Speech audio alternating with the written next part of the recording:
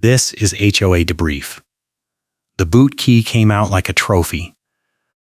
Karen stood by my car with a portable printer and yelled that she could print a tow authorization faster than I could argue. "You will not intimidate me into ignoring a violation," she shouted, her voice loud enough to echo off the clubhouse wall across the street. I stepped out of my front door holding my keys and a coffee mug, and my stomach dropped when I saw the tow truck backing into the guest parking row with its amber lights flashing. The driver was leaning out the window watching Karen wave him closer like she was directing traffic at an airport. My car was parked in a clearly marked guest spot, the same spot I had used every single day for the past 2 months without a single problem, and now she was standing there in a black jacket with a gray baseball cap pulled low, holding a small portable printer in one hand and a clipboard in the other. Her face twisted into that smug expression I had seen too many times in HOA meetings. This is Murfreesboro, Tennessee, a city where people mind their own business until someone gives them a rulebook and a title. The Preserve at Oak Grove Landing Association is one of those neighborhoods where rules are used as leverage, not guidance, and Deborah Parker, the communications director, controls every email blast, every violation notice, and every narrative that reaches the homeowners. I work as a security systems installer, so I understand cameras, recordings, privacy laws, and how to build a paper trail that holds up under scrutiny. That knowledge was about to become the only thing standing between me and a $1,500 tow fee. She tapped something on the printer screen, and a slip of paper started feeding out of the top. She ripped it free and held it up like a trophy, smirking at me as the tow truck beeped in reverse. I walked toward her, forcing my voice to stay level even though my heart was pounding. "What violation are you talking about?" I said. "I have a guest pass on my dashboard and my permit decal in the windshield. You can see them from here." She did not even glance at my car. She just tapped the clipboard with one finger and said, "Your decal expired 3 days ago, and your guest pass is not displayed correctly. The rules state that all passes must be visible from the driver's side exterior without obstruction. Yours is angled wrong. That is a towable offense under Section 12-4. I stared at her, my mind racing. I had read the parking rules twice when I moved in, and I knew for a fact that there was no Section 12-4. The guest pass rules were in Section 9, and they said nothing about angles or driver's side visibility. The decal expiration was news to me, and I made a mental note to check the sticker as soon as I could get close enough to my windshield without her blocking my path. The tow truck driver climbed out of the cab and walked over holding a clipboard of his own. He looked at Karen, then at me, then back at Karen. "You got the authorization?" he asked. She handed him the slip she had just printed, and he glanced at it for about 2 seconds before nodding. "All right," he said. "Give me 5 minutes to get the wheel lift in position." I felt a spike of panic, but I kept my face neutral. I pulled out my phone and opened the camera app, angling it so I could see both Karen and the driver in the frame. "I am recording this," I said, my voice loud and clear.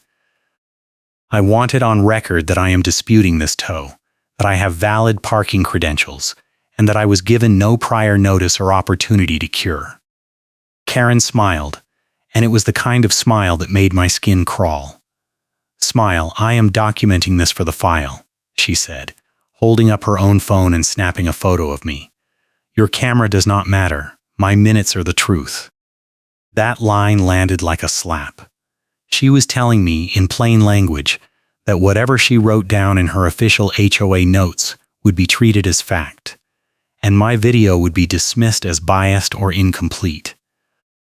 I had heard her say similar things in board meetings before, usually right before she shut down a homeowner complaint by claiming their testimony conflicted with her written record. I nodded like I accepted it, because I wanted her comfortable and careless. The driver walked back to the truck and started unfolding the wheel lift arm. I could hear the metal scraping and the hydraulic pump whining as he maneuvered it into position behind my rear tire. Karen stayed where she was, tapping something on her phone with one hand and holding the portable printer under her arm like a briefcase. A gate technician with a tool bag came walking up the sidewalk from the direction of the clubhouse, slowing down when he saw the tow truck and the crowd forming. He looked at me, then at Karen, then at the truck, and I saw his expression shift from curiosity to discomfort. He kept walking but slower, like he was trying to decide whether to stop or keep going. I turned back to Karen and said, "I want to see the violation notice. If my decal is expired, there should have been a courtesy email or a letter. I check my mail and my email every day, and I have not seen anything." She tapped her clipboard again, not looking up. "The notice was sent," she said. "If you did not receive it, that is your responsibility to update your contact information with the management company. Failure to receive notice does not waive the violation." That answer was technically correct, but it was also a dodge. I knew the HOA was required to use certified mail or personal delivery for tow authorization level violations, not just email. I also knew that the parking enforcement policy required a 24-hour cure window for decal issues unless the vehicle was blocking emergency access or creating a safety hazard. My car was doing neither. The wheel lift clanged into place under my tire and the driver started cranking the hydraulic lever. The back of my car lifted an inch off the ground and I felt my chest tighten. This was happening fast, too fast for me to stop it without escalating into something that could get me arrested. I took a breath and said, "I am calling the police non-emergency line to request an officer. I want this on record as a disputed tow, and I want documentation of the authorization process." Karen finally looked up from her phone and her smirk widened. "Go ahead," she said. "The police will tell you the same thing I am telling you. This is private property, and the HOA has the authority to enforce parking rules. They are not going to intervene." She was right about that too. I had worked enough security system installs in gated communities to know that local police usually treated HOA disputes as civil matters unless there was a clear criminal violation or a safety threat. But I also knew that having an officer on scene created a paper trail, and that was something I could use later. I dialed the non-emergency number and explained the situation to the dispatcher. She told me an officer would be out within 30 minutes if available, but she could not guarantee a response time. I thanked her and hung up, then turned back to Karen and said, "An officer is on the way. I am going to wait here until they arrive." Karen shrugged. "That is your choice," she said. "But the tow is happening either way. You can argue with the officer about it after your car is already in the impound lot." The gate technician was still lingering near the sidewalk, pretending to adjust something in his tool bag. I caught his eye and gave him a small nod, hoping he would remember this moment later if I needed a witness. He looked away quickly, and I realized he was not going to get involved. His body language screamed conflict avoidance, and I could not blame him. Deborah Parker had a reputation for targeting anyone who crossed her, and most of the contractors who worked in the neighborhood knew better than to take sides. The driver finished securing the lift and walked back to the truck cab. He climbed in and started the engine, and I could feel the vibration through the pavement as the truck idled. Karen walked over to my car and slapped a bright orange sticker on the driver's side window, pressing it down with the palm of her hand to make sure it stuck. The sticker had bold letters at the top, but the text was too small and angled for me to read from where I was standing. "Smile, I am documenting this for the file," she said again, snapping another photo of the sticker with her phone. I wanted to rip that sticker off and shove it in her face, but I knew that would be exactly the kind of reaction she was hoping for. Instead, I took my own photo of the sticker, then another one of Karen standing next to my car, then a wide shot that showed the entire scene, including the tow truck and the guest parking signage in the background. A neighbor from 2 buildings over came walking out of her front door, stopped when she saw the tow truck, and immediately turned around and went back inside. I saw the curtain in her front window shift, and I knew she was watching. Another small piece of the puzzle. The street parking in this neighborhood was about to be re-signed or repainted, and Karen was using the change as a trap. The city had approved new parking regulations for the main road running through the development, and the HOA board had decided to use the transition period to crack down on violations. Karen had sent an email blast 2 weeks ago announcing that all guest parking privileges would be suspended during the transition, but the email had been vague about dates and enforcement procedures. I had replied asking for clarification, and she had responded with a single sentence: all questions regarding enforcement should be directed to the management company. I had called the management company 3 times, and each time I had been told that someone would call me back. No one ever did. The tow truck started rolling forward, and my car lifted higher off the ground. The rear tires came completely free of the pavement, and the front tires dragged slightly as the truck pulled it toward the street. I felt a wave of helplessness wash over me, but I shoved it down and focused on what I could control. I had video, I had photos, I had a police report in progress, and I had a memory that was sharp enough to document every single word Karen had said. Karen walked over to me and held up her phone one more time, angling it so the screen was facing me. "See this," she said. "This is the tow dispatch log entry. Time-stamped, authorization code included, driver name, vehicle description. Everything is in order. You can dispute it all you want, but the record is clear." I looked at the screen, but she pulled it away before I could read any details. I smiled at her, the same kind of smile she had given me earlier, and said, "I am sure it is. I am also sure that when I request a copy of the enforcement policy and the tow vendor contract through the management company, everything will line up exactly the way you say it does." Her smile faltered for just a second, and I knew I had landed a hit. She recovered quickly and said, "You can request whatever you want. It does not change the fact that your car is being towed right now." The truck reached the street and stopped, and the driver climbed out to adjust the chains. I took another photo, then another one of Karen standing next to the portable printer she had set down on the curb. That printer was going to be important later. I did not know how yet, but I could feel it. A police cruiser turned onto the street and slowed as it approached the scene. The officer inside rolled down his window and looked at me, then at Karen, then at the tow truck. He pulled into a nearby guest spot and got out, adjusting his belt as he walked over. "What is going on here?" he asked, his tone neutral but his eyes sharp. Karen jumped in before I could say anything. "This is an HOA-authorized tow for a parking violation," she said, her voice suddenly polite and professional. "The homeowner is disputing it, but all the proper procedures were followed. I have the authorization documentation right here." She held up the slip of paper again, and the officer took it from her and glanced at it. He looked at my car, then at me, and said, "Is this your vehicle?" "Yes," I said.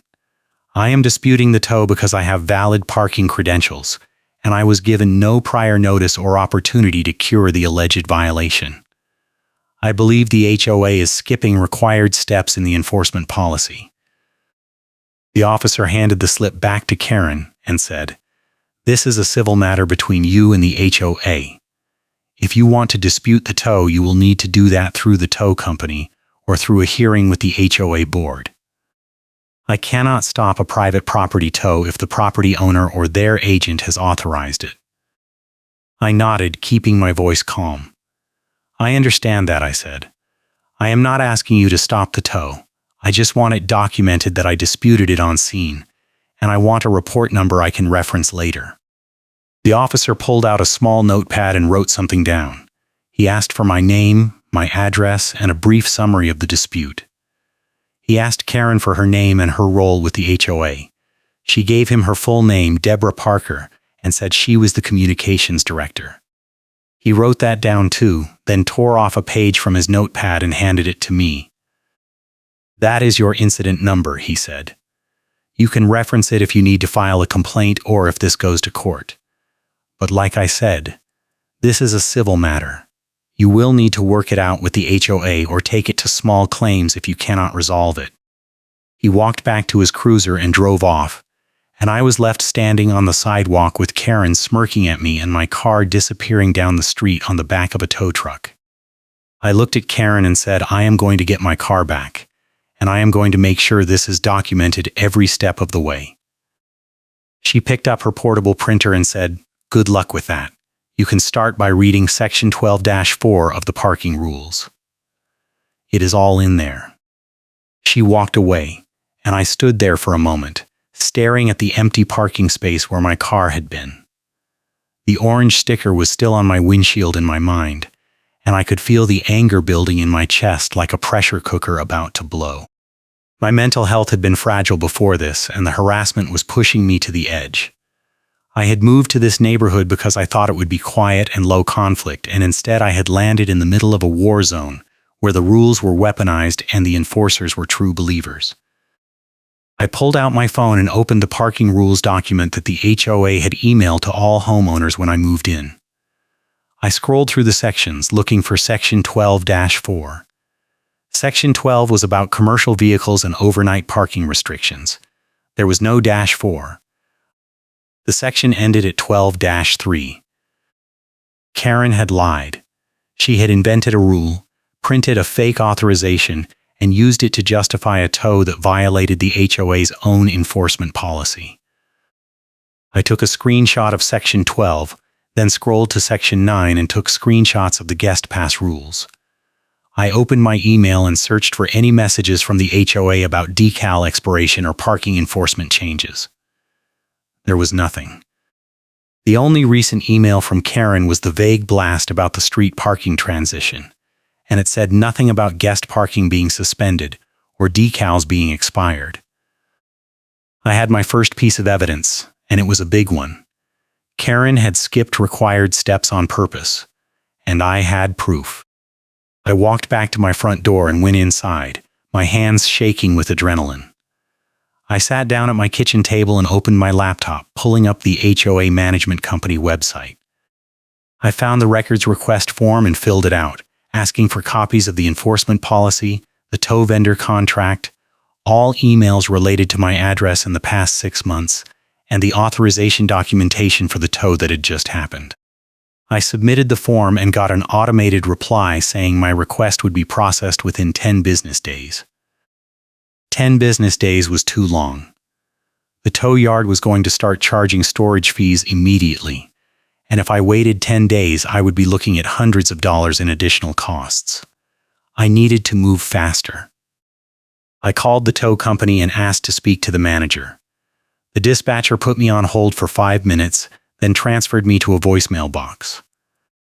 I left a message explaining that I was disputing the tow, that I had not been given proper notice, and that I wanted a copy of the authorization documentation and the fee breakdown. I gave my callback number and hung up. Then I called the management company and asked to speak to someone about an urgent parking enforcement issue. The receptionist transferred me to a property manager named Rachel, who sounded tired and annoyed before I even started talking. I explained the situation as clearly as I could, keeping my tone professional and sticking to the facts.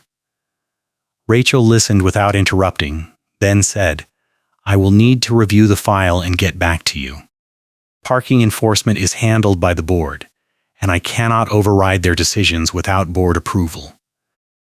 "I understand that," I said, "but I am requesting copies of the enforcement policy and the tow authorization as part of a formal dispute.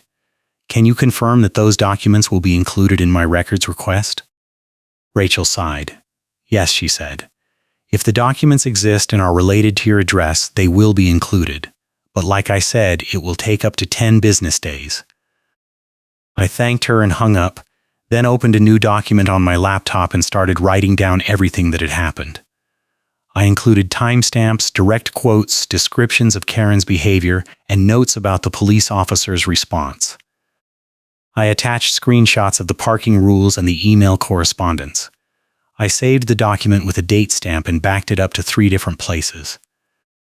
My phone buzzed with a text message from a neighbor I barely knew, someone who lived in the building next to mine. The message said, "I saw what happened with your car. That was messed up. If you need a witness, let me know." I stared at the message for a moment, feeling a tiny flicker of hope. I texted back, "Thank you. I might take you up on that. Can I get your name and number just in case?"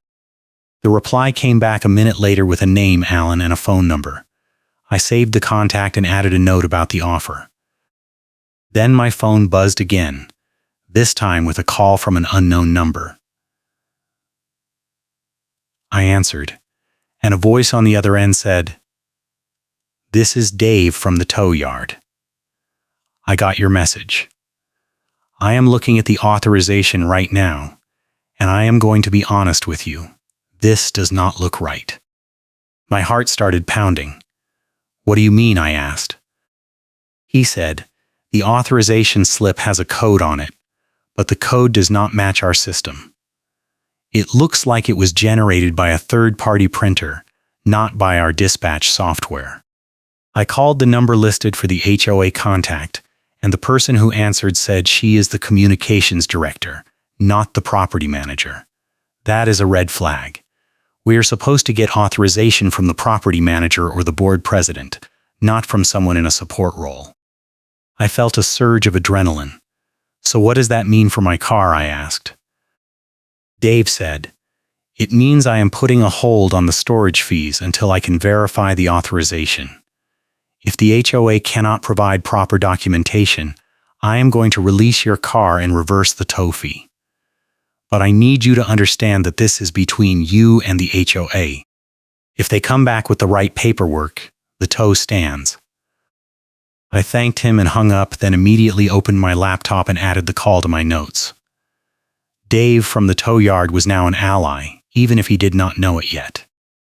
The next morning, I got an email from Rachel at the management company. The subject line said "Urgent Parking Enforcement Matter," and the body of the email was short and bureaucratic. It said that the board had reviewed my dispute and determined that the tow was valid under the parking enforcement policy. It included an attachment labeled "Violation Notice," dated 3 days earlier, claiming that my decal had expired and that I had been given notice via email. The email listed a return address that I had never seen before, something that looked like a generic NoReply domain. I opened the attachment and saw a PDF that looked like it had been created in Microsoft Word, with a generic HOA letterhead at the top and a violation description in the middle. The description said that my decal had expired on a specific date, that I had been notified via email, and that I had 24 hours to cure the violation before towing would be authorized. The notice was signed with a digital signature that said Deborah Parker, Communications Director. I checked my email inbox, my spam folder, and my trash folder. There was no email matching the description in the notice. I checked my junk mail settings and confirmed that the NoReply domain was not blocked. The email had never been sent, or if it had been sent, it had been sent to the wrong address. I replied to Rachel's email and said, "I never received the violation notice described in the attachment. I have checked all my email folders and confirmed that my contact information on file is correct. I am requesting a copy of the email delivery receipt or proof of transmission for the notice dated 3 days ago." Rachel replied an hour later and said, "The HOA is not required to provide proof of email delivery. If you did not receive the notice, it is your responsibility to ensure that your email address is up to date and that your spam filters are configured correctly." That answer was a stall tactic, and I knew it. Email systems generate delivery logs automatically, and if the HOA was using a legitimate email service, they would have access to those logs. The fact that Rachel was refusing to provide them told me that the email had never been sent, or that it had been sent to the wrong address intentionally. I forwarded the email chain to my personal attorney, a guy named Marcus who I had worked with on a contract dispute a few years ago. I explained the situation in a short note and asked if he had time for a consultation. He replied the same day and said he could meet me that evening at his office. Marcus listened to the whole story without interrupting, taking notes on a yellow legal pad. When I finished, he leaned back in his chair and said, "This is a mess, but it is a winnable mess. The HOA is required to follow their own enforcement policy, and if they skipped steps or fabricated documentation, that is a breach of fiduciary duty. The problem is that HOA disputes take time, and the longer your car sits in the tow yard, the more leverage they have." I asked him what my options were, and he said, "You have 3. 1. You can pay the tow fee and the storage fees, get your car back, and then sue the HOA in small claims for reimbursement. That is the safest option, but it means you are out of pocket for a while. 2. You can refuse to pay and let the tow yard keep your car, which will eventually result in a lien and an auction. That is a terrible option, and I do not recommend it. 3.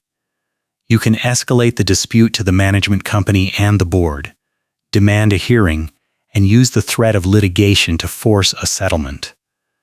That is the riskiest option, but it is the only one that has a chance of stopping this before it gets worse." I told him I wanted option 3, and he nodded. "All right," he said. "I am going to draft a letter to the management company and the board on your behalf. It is going to lay out the facts, cite the relevant sections of the enforcement policy, and demand a hearing within 7 days. It is also going to put them on notice that if they do not reverse the tow and waive the fees, you will file a lawsuit for breach of fiduciary duty, harassment, and intentional infliction of emotional distress. That last one is a stretch, but it sends a message." I authorized him to send the letter, and he said he would have it out by the next morning. I thanked him and left his office, feeling like I had finally taken a step that might actually change the outcome.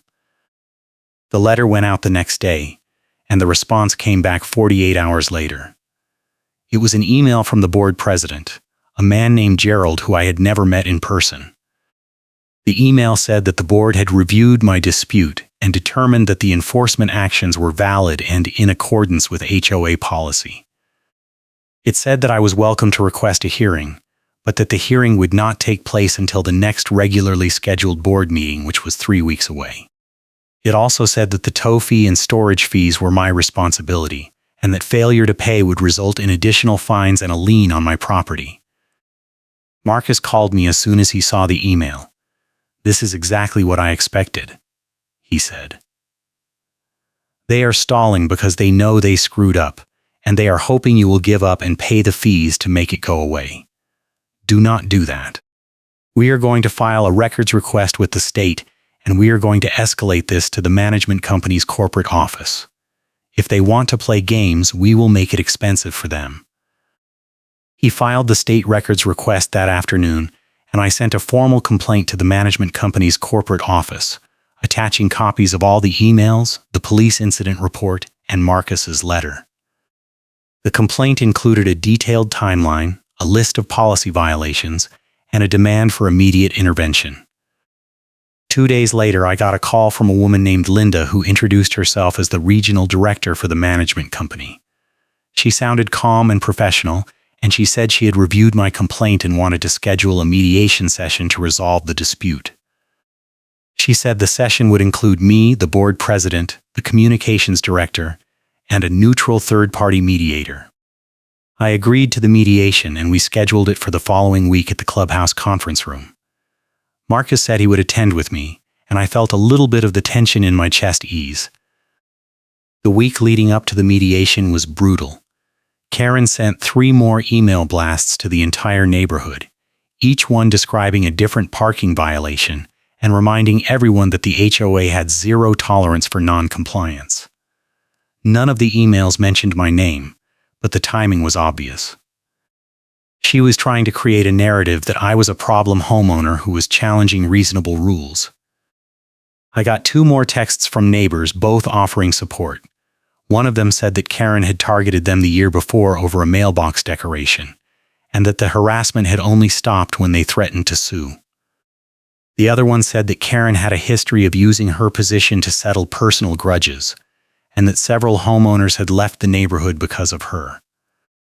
I saved both texts and added them to my evidence file. The mediation session started at 10 in the morning on a Thursday. I arrived early with Marcus, and we set up in the conference room with our documents spread out on the table. Linda, the regional director, arrived a few minutes later, followed by Gerald, the board president, and then Karen. Karen walked in wearing the same black jacket and gray baseball cap, and she was carrying a leather portfolio and the same portable printer she had used the day of the tow. She sat down across from me and did not make eye contact. Linda opened the session by explaining the mediation process and asking everyone to agree to confidentiality. Everyone nodded, and she turned to me and said, "Why don't you start by explaining your perspective on the dispute?" I took a breath and walked through the timeline, starting with the day of the tow and ending with the email from Gerald denying my hearing request. I kept my tone professional and stuck to the facts, citing specific sections of the parking enforcement policy and pointing out the inconsistencies in Karen's documentation. When I finished, Linda turned to Gerald and said, "Can you respond to the allegations about the enforcement process?" Gerald cleared his throat and said, "The board believes that all proper procedures were followed. The violation notice was sent via email, and the homeowner had 24 hours to cure. The tow was authorized by the communications director in accordance with the emergency enforcement provisions of the policy." I interrupted and said, "The policy does not have emergency enforcement provisions for expired decals. The emergency provisions apply only to vehicles that are blocking emergency access or creating a safety hazard. My car was doing neither." Karen finally looked up and said, "Your car was parked in a guest spot without a valid guest pass. That is a violation regardless of whether your decal is expired." I pulled out my phone and showed the group a photo of my dashboard from the day of the tow. "The guest pass is clearly visible," I said. "It is displayed on the driver's side dashboard, exactly where the rules require it to be." Karen opened her portfolio and pulled out a printed photo. "This is the photo I took on the day of the tow," she said. "The guest pass is not visible from the exterior, which is the standard required by Section 12-4. I looked at the photo, and my stomach dropped. It was taken from a weird angle, close to the driver's side door but tilted upward so that the dashboard was not in the frame. The angle made it look like there was no guest pass at all, even though I knew there was one. I said, "This photo is intentionally misleading.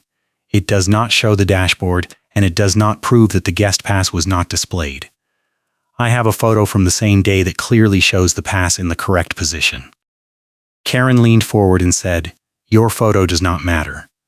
My photo is part of the official violation file, and it was taken in accordance with HOA documentation standards." Marcus spoke up for the first time. "The problem with that argument," he said, "is that HOA documentation standards do not override basic standards of evidence. A photo taken from an angle that obscures the relevant area is not reliable evidence, and any court would see that." Linda held up a hand. "Let us take a step back," she said.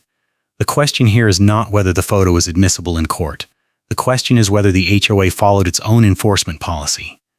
Can we agree that the enforcement policy requires proper notice before towing?"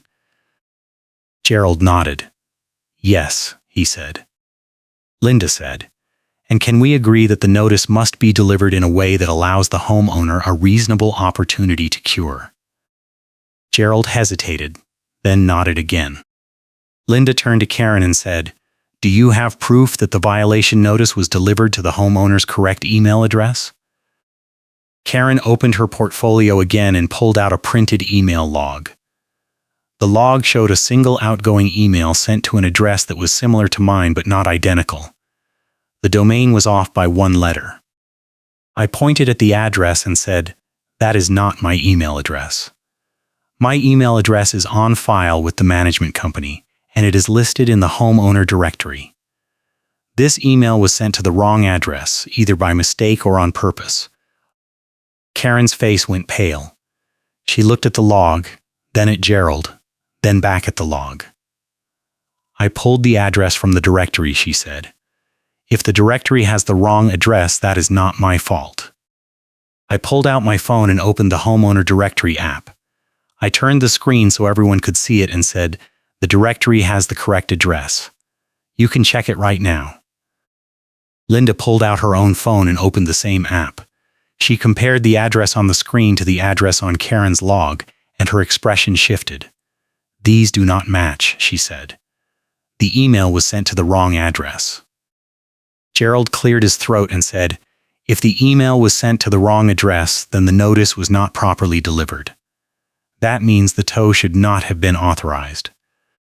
Karen slammed her hand on the table. The homeowner had an expired decal, she said. That is a violation regardless of whether the notice was delivered.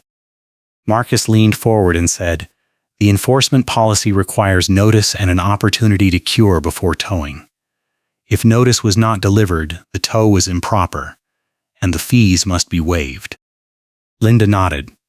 I agree, she said. Based on what I have seen here, the tow was not properly authorized. The management company will contact the tow yard and arrange for the release of the vehicle with no fees owed. Karen stood up, her face red. This is ridiculous, she said. The homeowner is trying to twist the rules to avoid accountability. Linda's voice went cold. The rules are clear, she said. If the HOA does not follow its own policies, it opens itself up to liability. I am not going to let this dispute turn into a lawsuit because of a documentation error. Karen grabbed her portfolio and the portable printer and walked out of the room, slamming the door behind her. Gerald stayed seated, looking uncomfortable. He said, I apologize for the way this was handled. The board will review our enforcement procedures and make sure this does not happen again. I said, I appreciate that, but I also want a written waiver of the tow fee and the storage fees. And I want a no-contact directive issued to Deborah Parker. If she continues to target me, I will file a harassment complaint. Gerald nodded. I will make sure you get the waiver in writing, he said. As for the no-contact directive, I will bring it up with the board at the next meeting. Linda added, I will follow up with you directly to make sure the waiver is processed and the directive is issued. If you have any further issues, you can contact me directly. Marcus and I left the clubhouse, and I felt like I could breathe for the first time in weeks. The car was released from the tow yard that afternoon with no fees, and I got the written waiver 2 days later. The no-contact directive was issued at the next board meeting, and Karen was told in plain language that she was not to communicate with me directly or indirectly regarding any HOA matter. But the story was not over. 2 weeks after the mediation, I got an email from a neighbor named Sarah who I had never met. She said that she had been following the dispute, and she wanted me to know that Karen had been sending private emails to select homeowners, describing me as a problem resident who was abusing the dispute process. Sarah included screenshots of the emails, and they were full of lies and exaggerations. I forwarded the screenshots to Linda and Marcus sent another letter to the management company and the board. This time, the letter was blunt. It said that Karen's actions constituted defamation and harassment, and that if the board did not take immediate disciplinary action, I would file a lawsuit. The board met in an emergency session the following week, and the outcome was swift. The management company was fired on the spot, and the board hired an interim manager who froze all enforcement actions until a full audit of the HOA's policies and procedures could be completed. Karen was removed from her role as communications director, and she resigned from the board 2 days later. If you are enjoying this story, please hit the like button and subscribe for more wild HOA drama and homeowner revenge tales. The interim manager, a woman named Claire, reached out to me personally and apologized for the way I had been treated. She said the audit had uncovered multiple enforcement actions that violated the HOA's own policies, and that several homeowners had been targeted unfairly. She said the board was committed to making things right, and she asked if I would be willing to participate in a task force to rewrite the enforcement policy. I agreed, and over the next few months I worked with Claire and a small group of homeowners to draft a new policy that included clear notice requirements, mandatory cure windows, and independent review for all towing authorizations. The new policy was approved by the board and ratified by the membership, and it included a provision that all enforcement actions had to be documented with photo evidence that showed the entire context, not just selective angles. The portable folding sign stand that Karen used to keep trying to place near my parking space was quietly removed by the maintenance crew, and I never saw it again. The tow dispatch logs and call recordings that I had requested as part of my evidence file showed that Karen had threatened towing without proper authority on at least 3 other occasions, and the HOA attorney was forced to settle with 2 other homeowners who had been targeted the same way I had been. The twist that changed everything came when the interim manager found a copy of the official parking enforcement map in the HOA files. The map showed that my lot was actually exempt from the guest parking restrictions because of the way the property lines were drawn. Karen had known this when she authorized the tow, and she had used the street parking transition as cover to target me anyway. When that detail came out at a board meeting, the room went silent. One of the board members asked Karen directly if she had known about the exemption, and she refused to answer. The board voted to refer the matter to the HOA attorney, and the attorney sent Karen a letter warning her that any further retaliation or defamation could result in personal liability. The final showdown happened at the tow yard office window, where I had demanded the authorization paperwork and the fee breakdown the day after the mediation. Dave, the tow yard manager, had handed me a packet of documents that included the fake authorization slip, the dispatch log with Karen's phone number, and a call recording where Karen had told the dispatcher that I was a problem homeowner who needed to be taught a lesson. That recording became the centerpiece of my evidence file, and it was played at the emergency board meeting where the management company was fired. Karen quietly disappeared from the neighborhood after that. She sold her property within 6 months and moved out of state, and the new board president sent an email to all homeowners acknowledging the failures of the previous administration and promising transparency and fairness going forward. The funny karma moment came during the audit review meeting, when the interim manager read aloud from the enforcement policy section that Karen had cited during the tow. She had confidently quoted Section 12-4, the rule about guest pass visibility, but the actual text said nothing about visibility from the exterior. The rule she had quoted did not exist, and she had made it up on the spot, confident that no one would check. When the interim manager read the real Section 12 text, which was about commercial vehicles and had nothing to do with guest passes, the room erupted in laughter. Karen was not there to hear it, but the moment became legendary in the neighborhood. I got a fine waiver in writing with a firm no-contact directive, and I framed it and hung it in my office as a reminder that documentation beats intimidation every single time. The harassment stopped, the enforcement policy was reformed, and I finally had the quiet neighborhood I had been looking for when I moved in. The emotional toll of the conflict stayed with me for a while. My mental health had been fragile going in, and the weeks of harassment and uncertainty had pushed me close to the edge. But the process of fighting back, of building a case and watching the truth come out, had given me something I had not expected: confidence. I had stood up to a bully with institutional power, and I had won. Not because I was louder or meaner, but because I had done the work and followed the rules better than she had. Alan, the neighbor who had texted me during the tow, became a good friend. We had coffee a few times and talked about the experience, and he told me that watching me fight the HOA had inspired him to get more involved in the neighborhood. He joined the new enforcement policy task force and helped draft the independent review provisions. The gate technician with the tool bag, the one who had walked past during the tow and tried to stay out of it, came up to me a few months later at the mailbox and apologized. He said he had wanted to speak up, but his wife had begged him to stay out of it because she was afraid of retaliation. He said he felt bad about not helping, and I told him I understood. Fear is a powerful thing, and Karen had used it like a weapon. The city finished repainting the street parking lines, and the new signs went up without incident. The HOA sent an email blast explaining the new rules, and this time the email was clear, detailed, and sent to the correct addresses. The transition happened smoothly, and no one else got towed. I kept my security systems installer job, and I kept installing cameras and motion sensors in gated communities all over Murfreesboro. Every time I ran into an HOA board member or a property manager, I made sure to mention the importance of documentation and evidence-based enforcement. Some of them listened, some of them did not.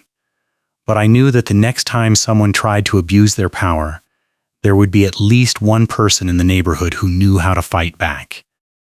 The neighborhood culture shifted after the audit. People started asking questions at board meetings. Homeowners started reading the enforcement policy instead of just assuming the board was right. The new board president held quarterly open forums where residents could raise concerns without fear of retaliation, and the interim manager implemented a complaint tracking system so that patterns of abuse could be identified early. Karen's boomerang line, the one where she said, "Your camera does not matter, my minutes are the truth," became a cautionary tale. The new enforcement policy included a provision that all violation documentation had to include objective evidence, not just written summaries, and that homeowners had the right to challenge any documentation that was incomplete or misleading. The policy specifically banned angled or obstructed photos as primary evidence, and it required that any photo used to support a violation had to show the full context. The trump card I had been holding, the copy of the enforcement policy showing Karen was skipping required steps on purpose, was the thing that flipped the power dynamic during the mediation. But the real trump card, the one that ended Karen's role in the neighborhood for good, was the email I sent to every homeowner right before the emergency board meeting. I had compiled all the evidence into a single PDF, organized by date and violation type, with clear annotations explaining each policy violation and each piece of proof. I attached the tow dispatch logs, the call recordings, the fake authorization slip, the wrong address email log, the angled photo, and the parking map showing my lot exemption. I sent the PDF to the entire homeowner directory with a subject line that said "Evidence of enforcement abuse. Please review before tonight's meeting." Karen walked into that meeting expecting to defend her actions in front of a small group of board members. Instead, she walked into a room full of homeowners who had already seen the proof and who were demanding accountability. She tried to argue, but every time she opened her mouth, someone quoted a specific piece of evidence from the PDF back at her. She left the meeting early and she never came back. The HOA attorney, after reviewing the evidence, sent a letter to the board recommending that all of Karen's enforcement actions from the past year be reviewed and reversed if they violated policy. The letter also recommended that the board issue formal apologies to the affected homeowners and offer settlement payments to anyone who had incurred costs because of improper enforcement. The board followed the attorney's advice, and the settlements were paid out quietly over the following months. I never asked for a settlement. The fine waiver and the no-contact directive were enough for me. What I wanted was not money, it was the assurance that no one else would go through what I had gone through. The new enforcement policy gave me that assurance, and the culture shift in the neighborhood reinforced it. Looking back, the whole experience taught me that HOA conflicts are not about rules or property values or neighborhood aesthetics. They are about power, and about what happens when someone with a little bit of authority decides to use it as a weapon. Karen had power because she controlled the communications, because she had a title, and because most people were too afraid or too busy to challenge her. But power without accountability is just abuse, and abuse only stops when someone stands up and documents it. I kept the parking permit decal backing in my wallet sleeve as a reminder. It was a small thing, just a piece of paper with a barcode and a date stamp, but it represented something bigger, proof that I had followed the rules even when the rules were being used against me. That decal backing became a symbol of the importance of keeping receipts, of documenting everything, and of never assuming that the people in charge are acting in good faith. The weather during the whole conflict had been relentless. Bright midday light that made every detail sharp and unavoidable, high micro contrast that picked out every scratch on the tow hook chain and every grain of dirt on the pavement. The light had been unforgiving, and it had made it impossible to hide. That was fitting in a way. The whole conflict had been about bringing things into the light, about exposing lies and forcing accountability. The neighborhood moved on. New homeowners moved in, and they asked questions about the enforcement policy and the history of the HOA. The board was honest about the past, and they used it as a teaching moment. The portable printer that Karen had carried around like a badge of authority was donated to a local school, and no one in the neighborhood ever mentioned it again. I stayed in the neighborhood, and I stayed involved. I attended board meetings, I voted in elections, and I kept my evidence file up to date just in case. I never had to use it again, but knowing it was there gave me peace of mind. The story became a legend in Murfreesboro HOA circles. People from other neighborhoods reached out to me asking for advice on how to fight back against abusive boards. I helped where I could, sharing templates for records requests and explaining the importance of documentation and timelines. Some of those fights were won, and some were lost, but every single one of them started with someone deciding that enough was enough. Karen's catchphrase, "Smile, I am documenting this for the file," became a joke among the homeowners who had lived through her reign. Whenever someone pulled out a phone to take a photo at a neighborhood event, someone would inevitably say the line in a mock-serious voice, and everyone would laugh. The laughter was cathartic, a way of reclaiming the power that Karen had tried to take from us. The enforcement freeze that the interim manager implemented lasted for 3 months while the audit was completed. During that time, no fines were issued, no tows were authorized, and no violation notices were sent. The neighborhood relaxed in a way that I had not seen before. People started parking in guest spots without fear. Decorations went up without second guessing.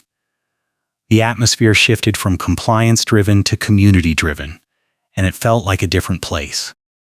When the new enforcement policy went into effect, it was celebrated with a neighborhood barbecue.